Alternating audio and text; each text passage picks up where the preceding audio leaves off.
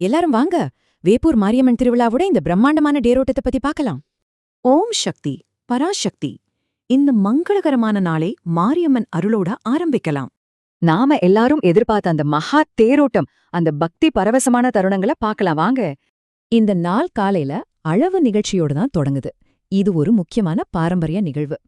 இந்த சடங்கு மூலமா கிராமத்தோட பாரம்பரியம் வெளிப்படுது.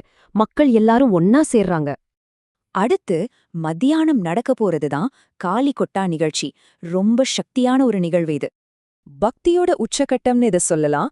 மனசுல இருக்கிற பயம் நீங்கி நம்பிக்கை அதிகமாகும்னு சொல்றாங்க.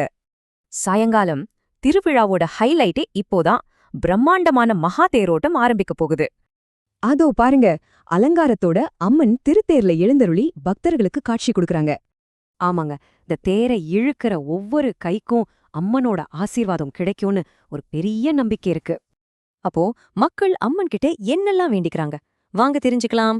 மக்கள் தங்களோட குடும்பம், பிள்ளைகளோட படிப்பு, தொழில், ஆரோக்கியம்னு எல்லாத்துக்காகவும் மனசார வேண்டிக்கிறாங்க. எல்லாரோட ஒரே வேண்டுதல் அம்மனோட அருள் எல்லாருக்கும் கிடைக்கணுங்கிறது தான். அருள்மிகு மாரியம்மன் திருவடி சரணம். அம்மன் அருள் எல்லோருக்கும் கிடைக்கட்டும்.